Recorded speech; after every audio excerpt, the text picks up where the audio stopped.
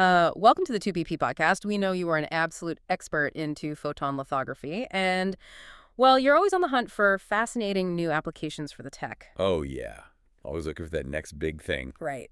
And today's deep dive definitely fits that bill. We are exploring a DARPA-funded theoretical physics paper from 2021, but we need to frame this carefully right up front. Very carefully. This paper is highly controversial. Yeah, we are absolutely not here to overhype the claims. We're just looking at what they presented. But I mean, the way they propose using 2PP to actually test quantum theories it's undeniably interesting. It really is. So the researchers were investigating the dynamic vacuum model.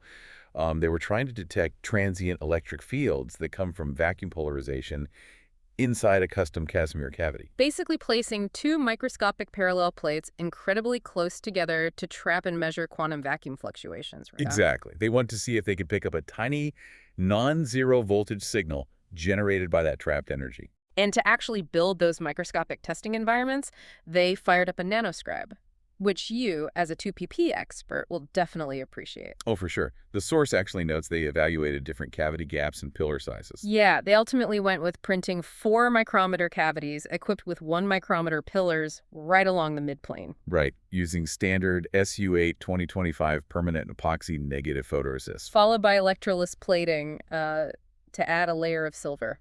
But here's the thing.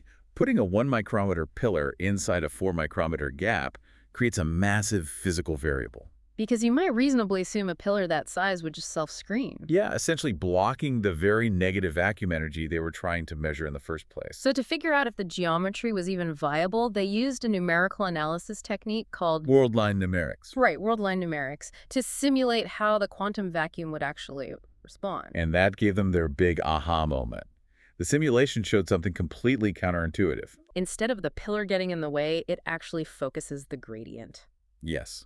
The effective negative vacuum energy density jumped by a factor of 3 to 5, simply because that tiny pillar was there. Which is wild, and that unexpected concentration of energy density is exactly what led to the controversy. Right, because when they mapped out the 2D energy density profile around those nanopillars, they noticed a correlation. It qualitatively matched the mathematical requirements for the Alcubierre warp metric. Which is the mathematical model for a real-life space warp bubble, compressing space in front, expanding it behind. Exactly. Now, staying strictly with the source material, we have to reiterate, they definitely aren't claiming to have built a microscopic spaceship here. No, not at all. They're just pointing out that the localized energy distribution generated by that 2PP printed pillar perfectly mirrors the localized energy density required by that specific warp math. Right. And because of that mathematical correlation, the authors propose a brand new toy model for empirical testing. A 1 micrometer diameter sphere centrally suspended inside a 4 micrometer diameter cylinder. Yeah.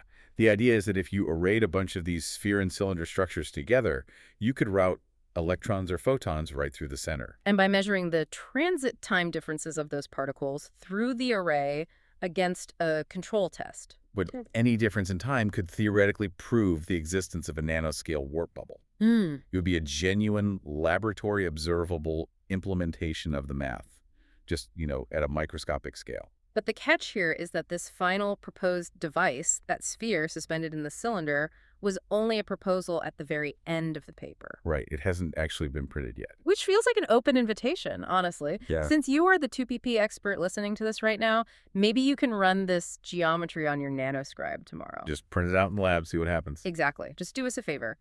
If you accidentally travel a few years into the future, please make sure you send back a message with the future Bitcoin price. I'm sure you could dial in those print parameters pretty quickly. But jokes aside, it really leaves you with a fascinating question to mull over. It really does. What other highly exotic, purely theoretical physics models might suddenly become testable simply because two-photon lithography allows us to physically build at the exact scale of quantum vacuum fluctuations? It completely reframes what that printer sitting in your lab is actually capable of. Thank you for joining this deep dive. It is always a blast when the three of us can explore the wild frontiers of lithography together.